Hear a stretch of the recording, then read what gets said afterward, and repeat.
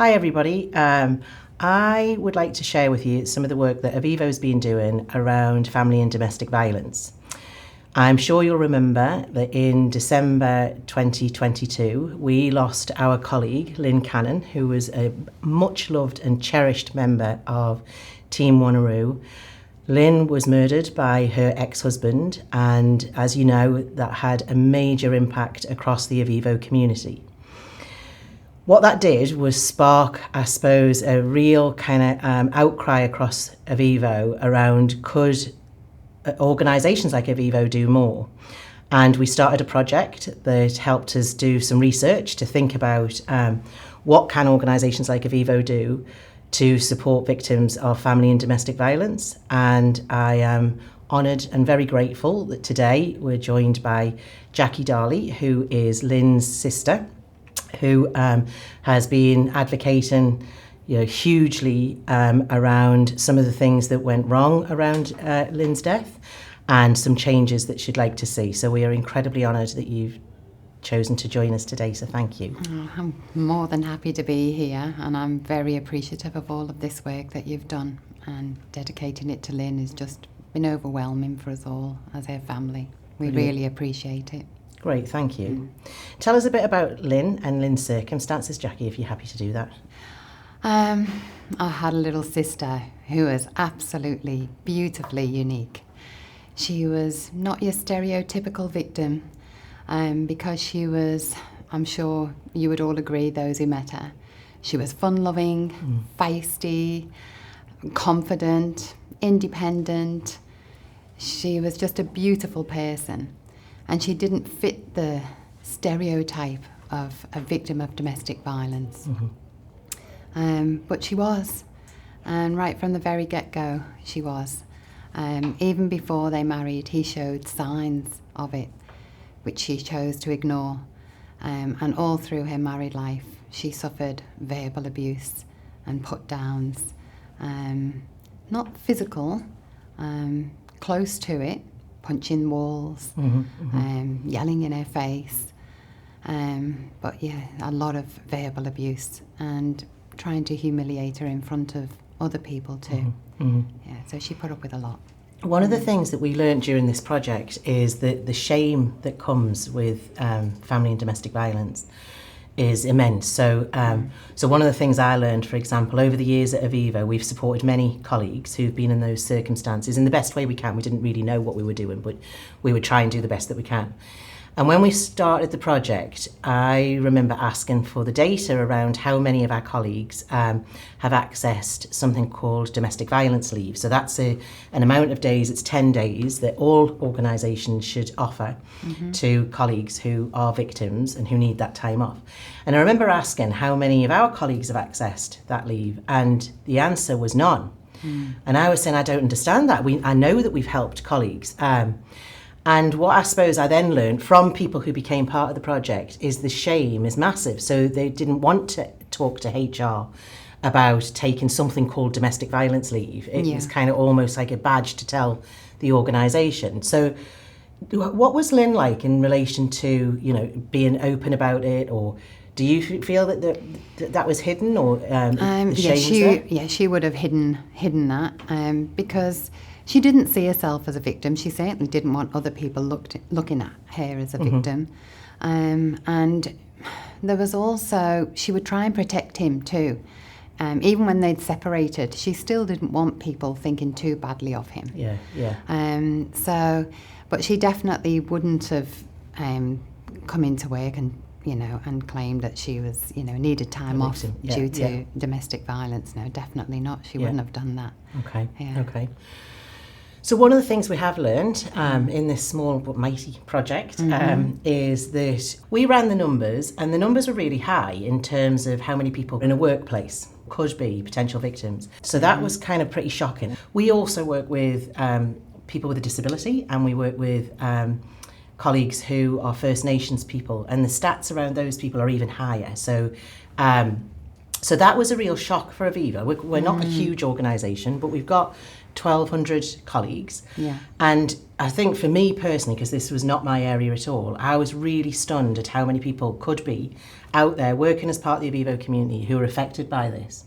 Which then kind of spurred us into, we need to do something about this. We need to not just do the best we can, actually know what helps. And one of the things I learned about was something called coercive control. And I know that you know a bit about that. Are you happy to share with us what it is and what we'd notice if that was happening? Definitely, because this is an important conversation to have. Because I think it's only in recent times that people have started to recognise that coercive control is a form of family and domestic violence. Right. And a lot of the people who are victims of coercive control are not even aware that they are a victim. Right. But they most definitely are. And I quite often use that little story of, have you heard of the frog in boiling water? So it's, if you were to put a frog into boiling water, it would jump out immediately. If you were to place that frog in tepid water and slowly heat up the water to boiling point, that frog would stay in that boiling water. It would adjust its body temperature to its environment. It wouldn't even realise until it was too late. Right. And so that is what coercive control is like. They're in this environment, it's happening all the time around them, so it just becomes the norm. They just adjust to, that's their life, that's normal for them. But they're in an abusive relationship. And so I think it's very important for women to realise and recognise the signs of coercive control. They are major red flags. Everybody is aware of it now because these conversations are starting to be had. So you can Google it and you can see a whole list of it. And what kind of things, is it, what kind of behaviours would you class under coercive control? So they will, so they may have a partner who will track them on their phones, which he tried to do to Lynn. Monitoring their every move, constantly calling them to see where they are, and keeping an eye on them on their online activity. They might be doing that. Controlling finances, like withholding finances from them. Trying to separate them from family and friends to make them, feel like they're the only person that they've got. Putting them down with verbal abuse, which is what he used to do with Lynn all the time. Trying to put them down and chip away at their confidence. All of these things are signs of coercive control. Right. And, they're very clever and it can be very subtle in the way that they do it. And it can take, it can happen over long periods of time. But eventually it's breaking that person down and getting them to accept that that's normal, So it's a horrible disease. Yes, horrible. Yeah. What else would you like to say about coercive control? So the dangers are with coercive control is when these people feel like they've lost control, that they then spiral out of control, and that can lead to, as it did in Lynn's case, to murder, because they just lose it once they've lost that control of that person. And am I right that the data tells us that there is a really strong link between coercive control and murder? Yes, there is, yeah. And it's quite often people with narcissistic behaviour who use coercive control, and he was a true narcissist, so you'll never convince a narcissist that they're the problem. They will always make it you're the problem. It will be, you're the one that has made me do this. You're the one that makes me act this way. It's your fault that I am doing this and I'm acting this way and I'm speaking to you like this. You make me do it. That's typical of somebody with coercive control. So, it's really important that they recognise the dangers. And another thing that they do to get that control back, because they're clutching at straws, they're desperate to get that control back, is they'll quite often threaten their own lives. So they're playing on that all the time, and it's your fault. You will be the reason I've done this. You're why I'm feeling this way. Yeah. So it's so important that they recognise that coercive control is really dangerous. Mm-hmm. You know, that when they see these as a pattern in their relationship, they have to recognize these signs and they have to do something about it. And when they do break free, they need to make that permanent. They can't go back. They don't let that person back into your life, you know, and take precautions.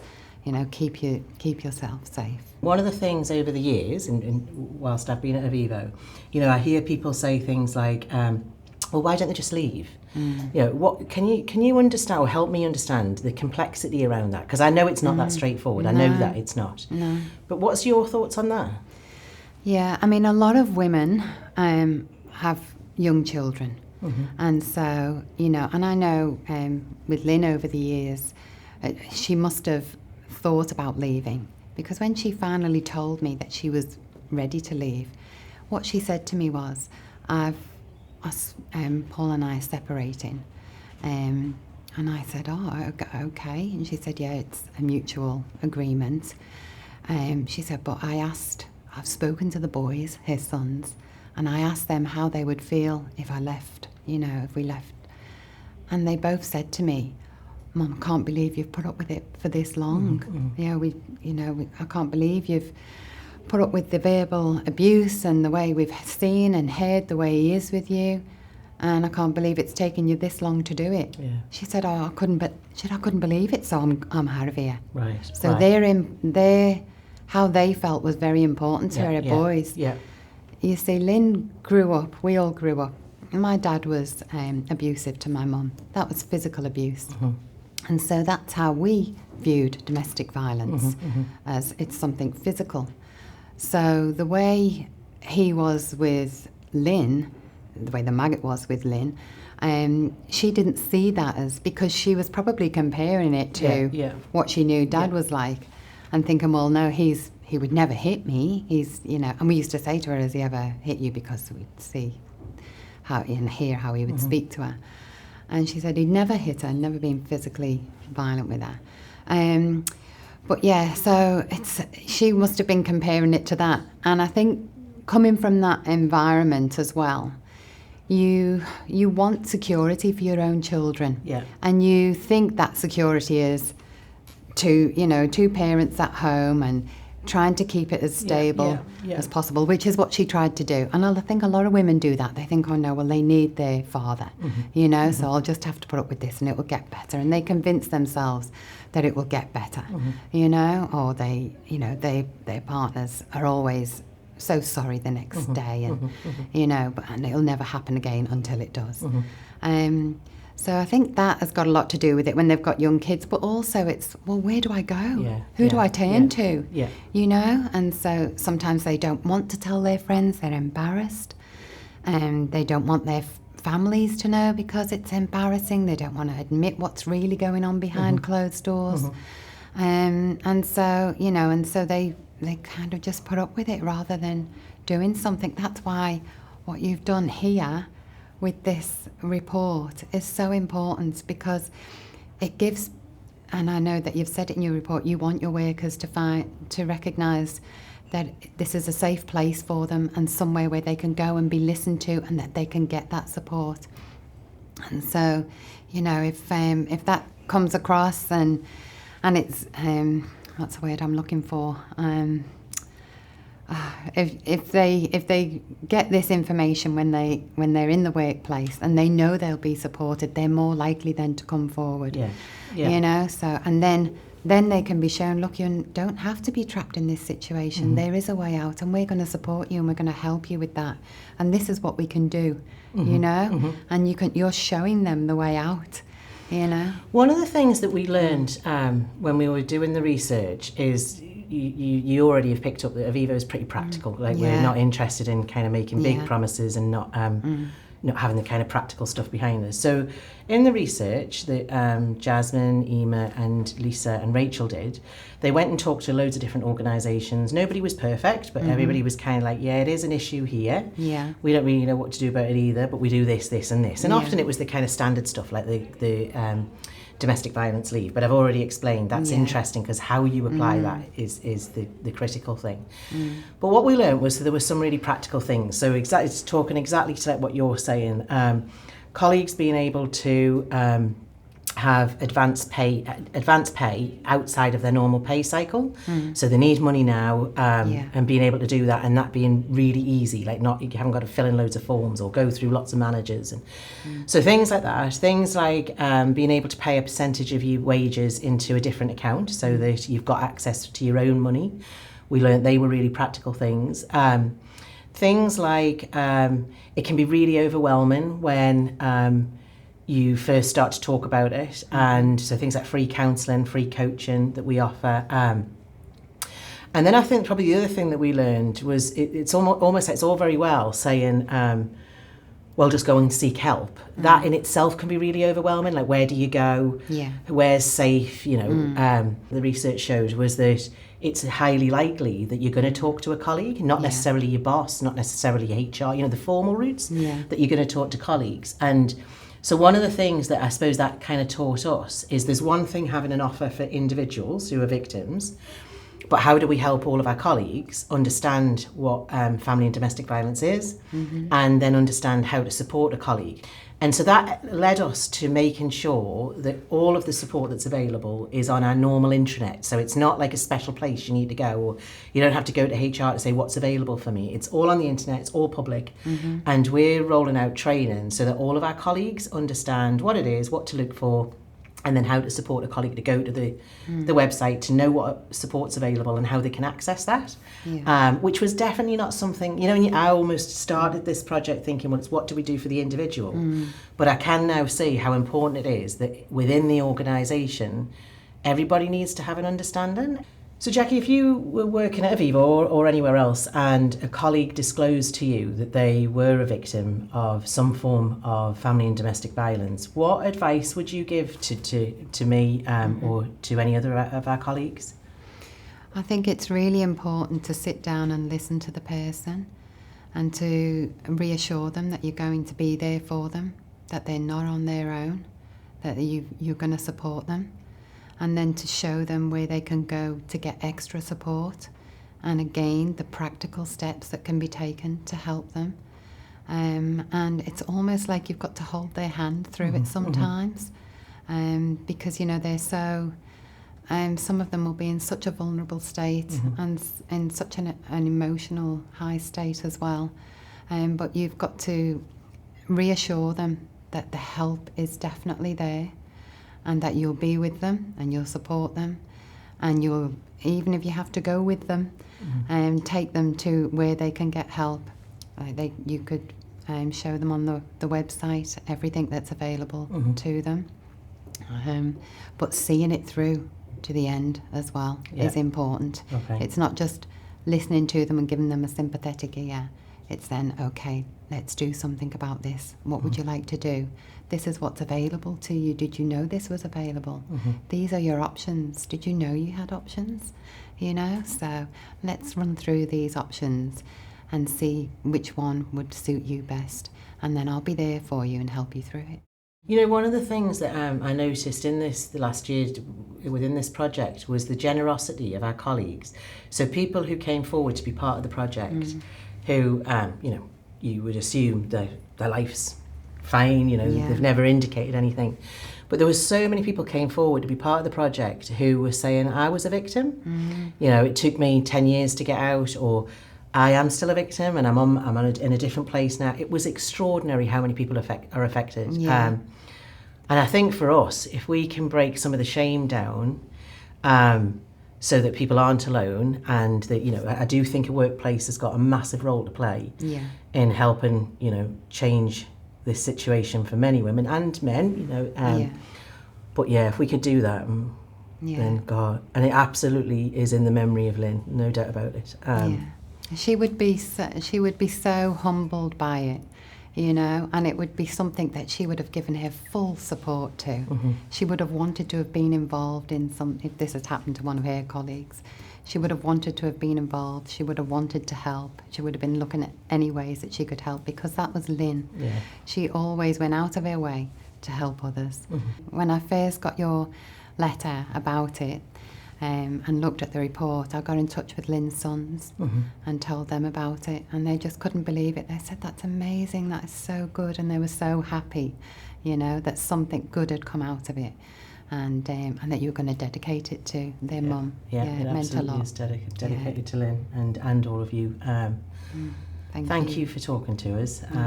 Thank you for giving me the opportunity to. So today, Avivo launches our report, which is about family and domestic violence support in the workplace. It is based on a year's research, and very small, but it does offer some really practical advice to other organisations and other employers on what you might have in place. And I suppose to my Avivo colleagues, please go and have a look at the website. You know, nobody's tracking the website. Go and have a look.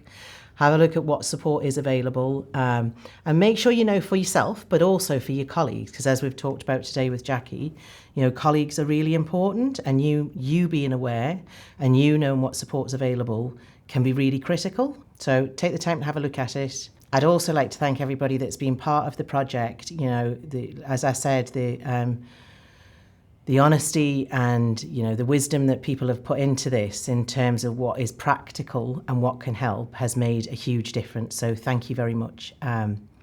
It's made a difference.